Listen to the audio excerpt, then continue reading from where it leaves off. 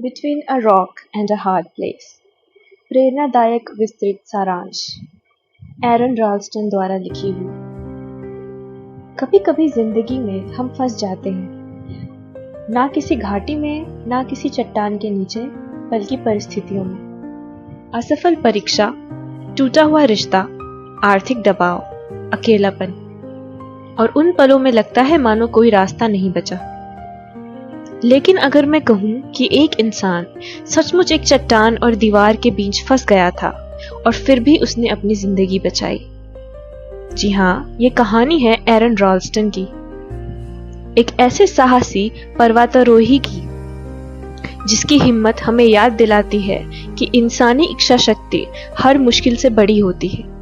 उनकी किताब between a rock and a hard place सिर्फ सर्वाइवल की कहानी नहीं है, यह हर उस इंसान के लिए मार्गदर्शक है जो अपने संघर्षों से जूझ रहा है। आइए उनके साथ उस घाटी में कदम रखें। दिन 1, फंस जाना। अप्रैल 2003। एरन एक अकेली ट्रैकिंग पर निकले थे, यूटाह के ब्लू जोन कैनियन में। वह युवा, मजबूत और अनुभवी थे। उनके लिए जंगल खतरनाक नहीं बल्कि घर जैसा था। लेकिन पल भर में सब बदल गया।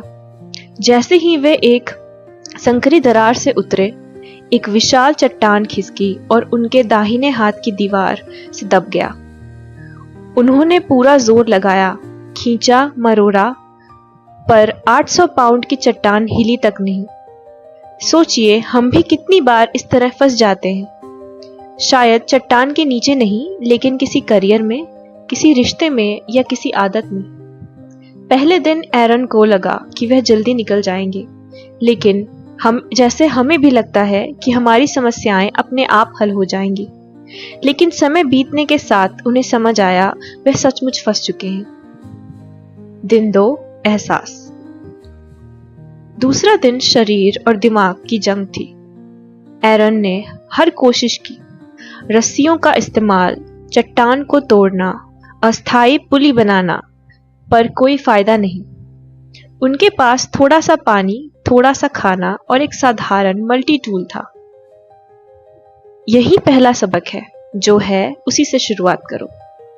हम में से कई लोग सही साधन का इंतजार करते हैं, सही नौकरी, अच्छे कोचिंग नोट्स या सही समय। लेकिन एरन के पास परफेक्ट औजार नहीं थे। उन्होंने उनके पास जो था उसी से कोशिश की। उदाहरण, एक छात्र जिसके पास महंगी कोचिंग नहीं है, वह भी फ्री ऑनलाइन संसाधनों से सफलता पा सकता है। एक छोटा व्यापारी बिना पड़े पूंजी के भी शुरुआत कर सकता है। शुरुआत करना ही सबसे बड़ी ताकत है। दिन 3, सन्नाटा और निराशा। तीसरे दिन एरन को सन्नाटे का एहसास हुआ। उन्हें पता था कोई उन्हें ढूंढने नहीं आ रहा, क्योंकि उन्होंने किसी को बताया ही नहीं था कि वे कहां जा रहे हैं। यह सन्नाटा वैसा ही है जैसा हम महसूस करते हैं जब हमें अपने संघर्ष अकेले झेलने पड़ते हैं।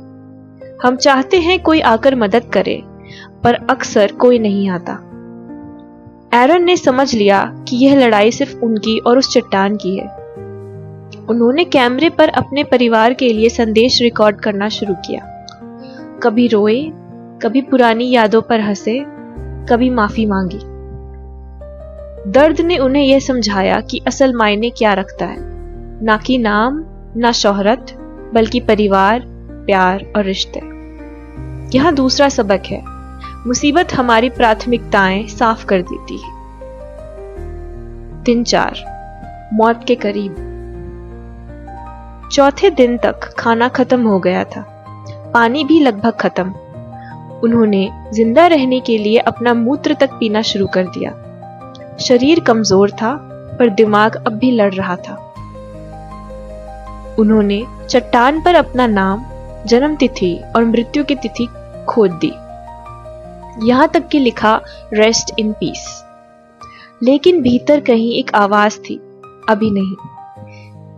यह हमें याद दिलाता है हम अक्सर हार मान लेते हैं ठीक उस समय जब सफलता सबसे करीब होती है।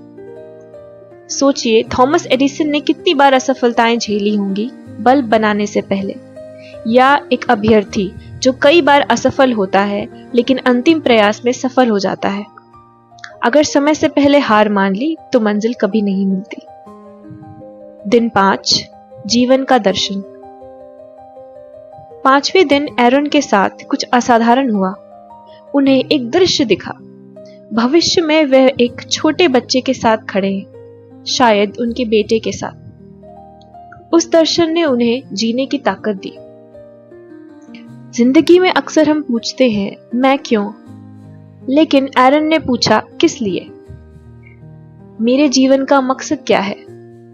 उस सवाल का जवाब ही उनकी हिम्मत बना। यह तीसरा सबक है, आप अपना क्यों खोजें। जब वजह मजबूत हो तो दर्द भी छोटा लगता है। दिन 6, निर्णय। छठे दिन एरन ने वो फैसला किया जिसने उनकी जान बचाई। उन्होंने समझा बाहर निकलने का एक ही रास्ता है, अपने हाथ को काटना। साधारण मल्टी टूल से उन्होंने असंभव काम किया। हड्डियां तोड़ी, मांसें और नसें काटी। पीड़ा अकल्पनीय था, पर जीने की चाह उससे बड़ी थी। और फिर वह आजाद हो गए। लेकिन आजादी ही अंत नहीं था।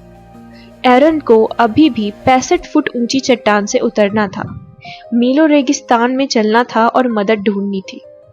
यह चौथा सबक है, आजादी बलिदान मांगती है। कभी कभी हमें अपनी सुविधा, डर या अहंकार को छोड़ना पड़ता है। एरन ने हाथ खोया पर जिंदगी पाली। आपका पत्थर कौन सा है? एरन रॉल्स्टन की कहानी चरम है, पर यह हमारी जिंदगी भर भी लागू होती है। हम सबके पास चट्टानें हैं, कुछ दिखाई देती हैं, कुछ नहीं। एरन की कहानी हमें सिखाती है, जो है उसी से शुरुआत करो। मुसीबत प्राथमिकताएं साफ कर देती है। अपना उद्देश्य खोजो। बलिदान के बिना आजादी नहीं मिलती। एक चट्टान और कठिन परिस्थिति के बीच आप अपनी असली ताकत पा सकते हैं। इसका निष्कर्ष है, जब भी आपको लगे कि आप फंस गए हैं, एरन की बात याद कीजिए।